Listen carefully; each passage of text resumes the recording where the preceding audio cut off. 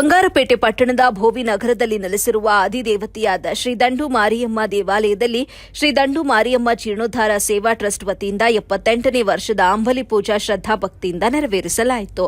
ಶ್ರೀ ದಂಡು ಮಾರಿಯಮ್ಮ ಅಮ್ಮನವರಿಗೆ ವಿಶೇಷವಾಗಿ ಪೂಜೆ ಅಲಂಕಾರ ಹಾಗೂ ಪ್ರತಿ ವರ್ಷ ದ್ರೌಪದಮ್ಮ ಕರಗ ಮಹೋತ್ಸವದ ಅಂಗವಾಗಿ ದೀಪೋತ್ಸವ ಕಾರ್ಯಕ್ರಮಗಳನ್ನು ಆಚರಣೆ ಮಾಡಿ ಸಕಲ ಜೀವರಾಶಿಗಳಿಗೂ ಆರೋಗ್ಯ, ಸುಖ, ಶಾಂತಿ, ನೆಮ್ಮದಿ ಕರುಣಿಸಲಿ ಎಂದು ಪೂಜಾ ಕಾರ್ಯಕ್ರಮಗಳನ್ನು ನಡೆಸಿಕೊಂಡು ಹೋಗುತ್ತಿದ್ದೇವೆ ಅಂತ ಗ್ರಾಮಸ್ಥರು ತಿಳಿಸಿದರು. ವರದಿ ಸೈಫುಲ್ಲಾ, ಎಬಿ ನ್ಯೂಸ್, ಬಂಗಾರಪೇಟೆ.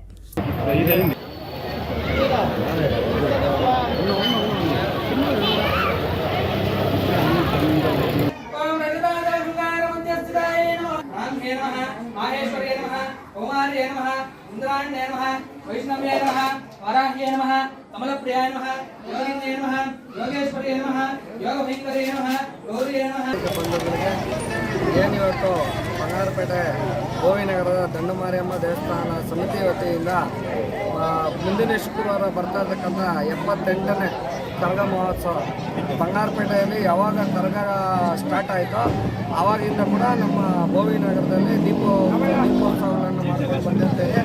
ಅದೇ ರೀತಿ 24ನೇ ತಾರೀಕು ದೀಪ ಸಂದರ್ಭದಲ್ಲಿ ಅದಕ್ಕೆ ಮುಂಚಿತವಾಗಿ ಏನಿವತ್ತು ತಂಬಿಟ್ಟು ಇಟ್ಟು ನಮ್ಮ ದಂಡು ಮಾರಿಯಮ್ಮ ದೇವಾಲಯದಲ್ಲಿ ಪೂಜೆ ಮಾಡಿ ಏನು ಹಿಂದಿನ ಕಾಲದಲ್ಲಿ ಅಮ್ಮ ಬರ್ತಿತ್ತು ಮಕ್ಕಳಿಗೆ, ಅದು ಬರ್ದಿರೋ ಇರೋದು ಅನಾದಿ ಕಾಲದಿಂದ ನಾವು ಇದನ್ನು ಆಚರಣೆ ಮಾಡ್ಕೊಂಡು ಬಂದಿರ್ತೀವಿ. 78ನೇ ವರ್ಷ ಇದು.